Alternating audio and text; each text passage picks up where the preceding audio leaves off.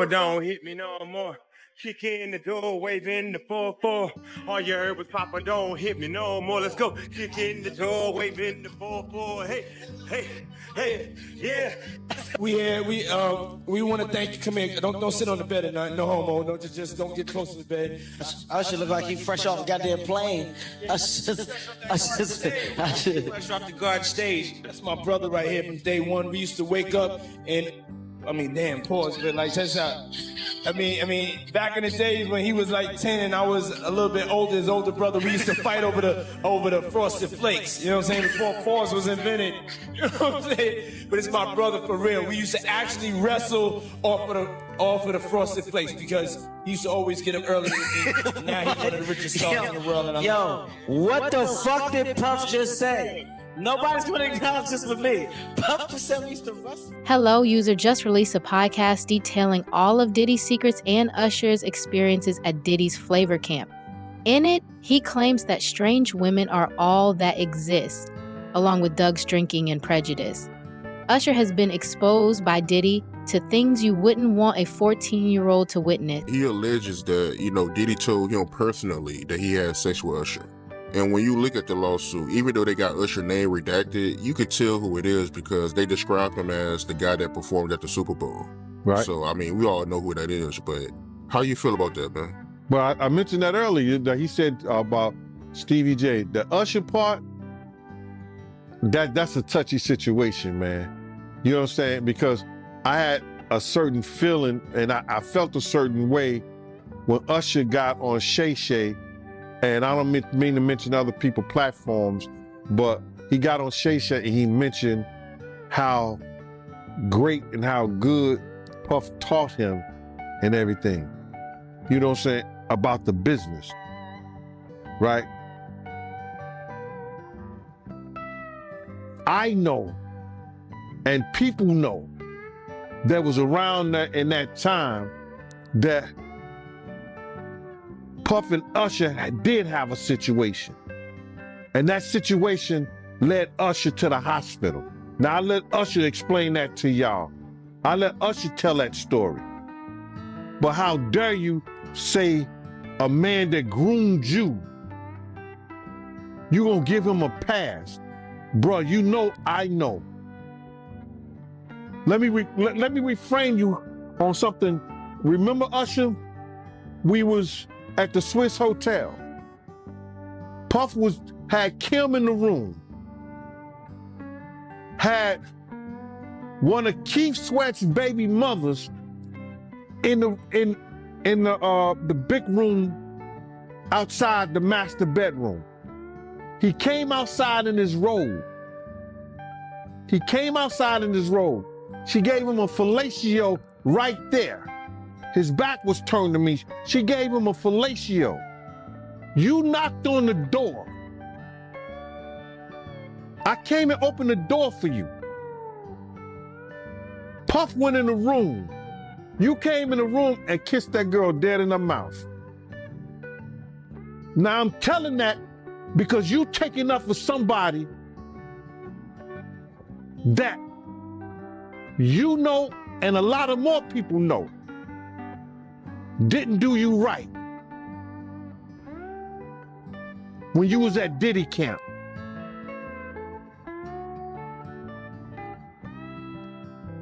Y'all put it together.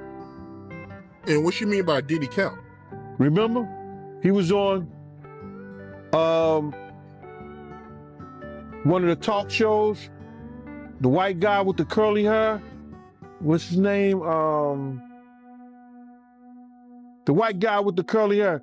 And he said, yo, would you send your son to Diddy camp? And Usher said, no.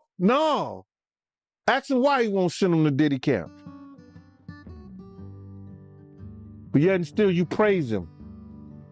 Damn, man, and you said that, I know you can't go into detail, but you said that it was a situation where Diddy sent him to the hospital?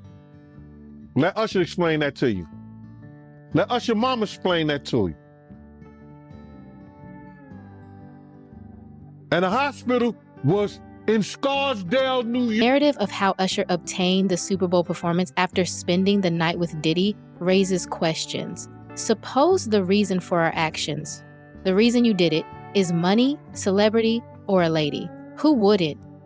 Usher has become so adept at disguising his suffering from Diddy's camera that he ought to start peddling a story. A single little boy surrounded by gangsters. What would he have seen or experienced if he had witnessed Diddy beating Cassie? How would Diddy have behaved? Usher has seen Diddy's strange side when it comes to men, Kim Porter, and even the butt plugs. LOL. Now let's hear the account from Gandalf. First and foremost, I just want to say, I know a lot of people want to hear these stories and everything like that, because this is stuff that happened back in the day. And then maybe that if they knew there was going to ever be a YouTube, or they knew there was going to ever be social media, a lot of the stuff probably wouldn't have got played out like it did. But things happen, and these are just stories from the past. I would like to use that as, what you call that, just to clear the facts up what's going on. But it all started, we was in Atlanta. And this story starts when I'm with Puff, and he's in exotic bookstores, and he's doing shopping, right? He's shopping, getting his stuff and everything like that. So, you know, this is the first time I was ever in an exotic bookstore with Puff. So, you know, I'm giving him his space. He's taking things off the shelves and stuff like that, because they gave him a brown paper bag. When they gave him a brown paper bag, he was just putting stuff in there. So I said, damn, you know, he got to go put it on the counter and, you know, show everybody what he's getting. So as he going, I'm just looking at the places where he picking stuff from. So there's one part he picked up some things from up here on my left side. And then he picked like quite a few of them down. I was like, okay. He put them in the bag. So when I went by there and I looked up there, and it said butt plugs. And I was like, hey, yo. I was messing with him. Because people don't understand, you know, we was like friends. He was a part of the same gang. So I'm still gonna tease him. I'm still gonna mess with him and everything like that. I could do that. It wasn't just no security thing. So I say, yo, what are you getting this for?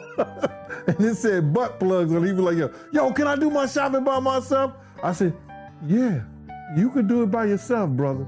And he started walking and everything like that. When he got to, I just waited at the counter. So when he got to the counter, he didn't even have to show the guy nothing. He just gave the guy a wad of money. I mean, like, he gave the guy a stack, something like this. And Puff wasn't the dude that carried no 20s and no 50s and nothing like that. And I mean, like, he just said, boom. And we walked out the store. So we had to leave Atlanta and go to North Carolina for a show. You understand? And it was him, this rapper, Sarah, and this other girl. We all got on a G5 jet, and we flew to G4 jet, and we flew to North Carolina. So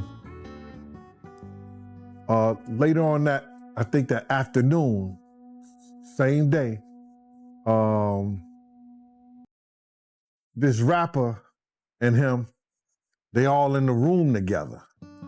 You know, it's Sarah, the girl, Puff, and this dude, this rapper.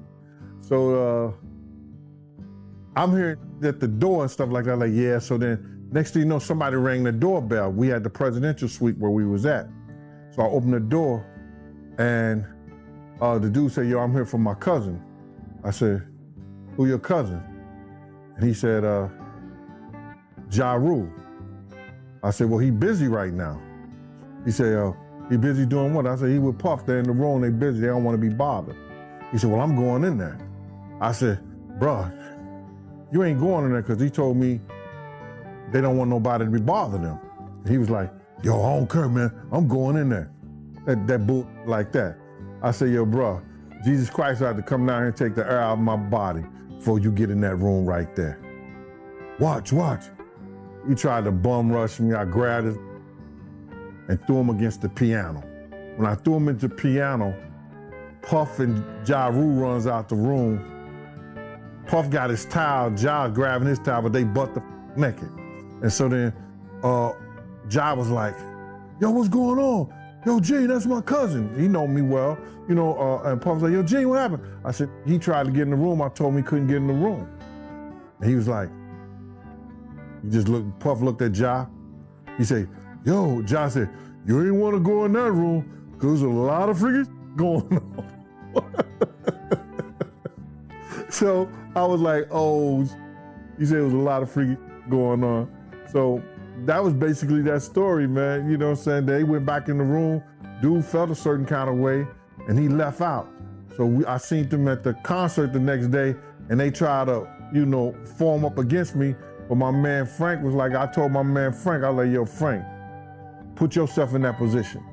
Somebody trying to get in the room, and Jai told you don't let nobody get in the room. What would you do? Now, y'all can do whatever y'all want to do, man, but I ain't taking no losses. He said, yo, you good, and that was it. Bro, when Jai said, you don't want to come up in there, a lot of freaky stuff is going on.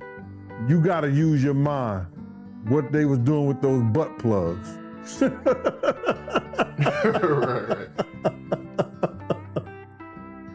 Yeah, that was crazy. Yeah, it was real wild. If there's one thing we can learn from this, it's that if you're a male rapper with a tough Puff Daddy name and a gangster image, don't buy butt plugs in front of your bodyguard. It's crazy how they maintain those things on the high for so long. Masculinity never missed it. Also in this lawsuit, this girl that was 17 at the time, she say that, I guess her and Diddy was having relations and he couldn't get off. So he was complaining to her one time that, he couldn't get off, and for him to get off, she had to pinch his nipples real hard for him to get off. I mean, yeah, man, this lawsuit is wild, man. She should have had on white polish, fingernail polish. No, man, we shouldn't be laughing about that, man, because she is a victim. You know what I'm saying? She is a victim, man, and if this is her victim story, we got to be more, I think, more compassionate. She was 17 years old at the time. She was fascinated by that whole thing, getting on a G4, G5 jet, you understand?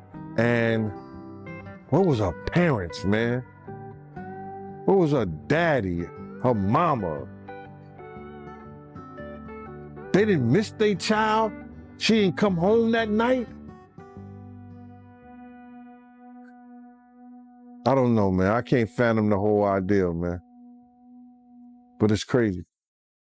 When you hear about this stuff, right, like the 17-year-old girl saying that, Diddy, he couldn't get off unless she pinched his nipples real hard, and you got Cassie saying that, he'll make her look up BBCs and he like to masturbate while she get bathed by BBC. You not surprised when you hear about this stuff, right?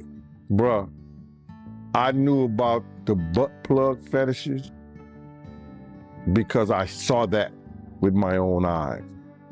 I knew about him and Kim being swingers with other people, whether it was another male or another woman or a male and a woman together. I saw that with my own eyes. You got to realize is that after 2005, I didn't see anything that Puff was doing or what he didn't do. Puff had got addicted to opioid, and being addicted to those things bring other drugs on. I seen Puff smoke a cigarette. I never saw him smoke a cigarette. He was on the beach smoking a cigarette on YouTube. Then I seen him, smoking weed and drinking. I was like, that ain't the Puff I know. Drinking like he was and doing all like that. And that ain't the Puff that I knew. You understand what I'm saying? You got to realize he had a certain respect around me because I was his OG from the same gang. You understand? And he knew I was law enforcement. He knew I didn't play certain things. So he ain't gonna do what he do around other people in front of me because he knew I'm gonna check him on that. But what you trying to do? So to say that what he's being known for with Cassie, I can only equate to some of the things that I seen him and Kim go through. You understand what I'm saying? So people get mad, you know, but it is what it is. I can only equate his actions like that. Crazy, man. So all this stuff about him having fetishes is true. Oh, no doubt. Especially if he getting butt plugs in different flavors. But speaking of butt plugs, right, I remember some years ago, Cameron, he did an interview and he told a story about how he went to Diddy house with mates. Yeah. And he found the dildo in the sink. I think that was crazy.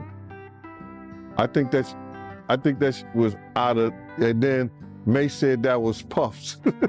I think he said Mace said that was Puffs, but Mace was in the bathroom with it. I don't know what that was all about, man, but that was real weird to me. That was crazy. Crazy, man. But before we get off of that, right, I remember you told me a while ago that, you know, Mace, he used to live with Diddy, and he know a lot of stuff about Diddy that a lot of people don't know.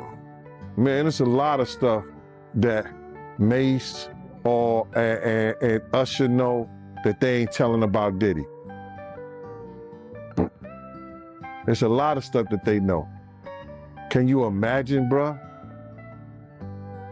Can you really imagine? What you mean by Usher, though? Usher used to stay with Diddy, too, when he was younger. Love to hear what y'all think about this. Don't forget to like and subscribe.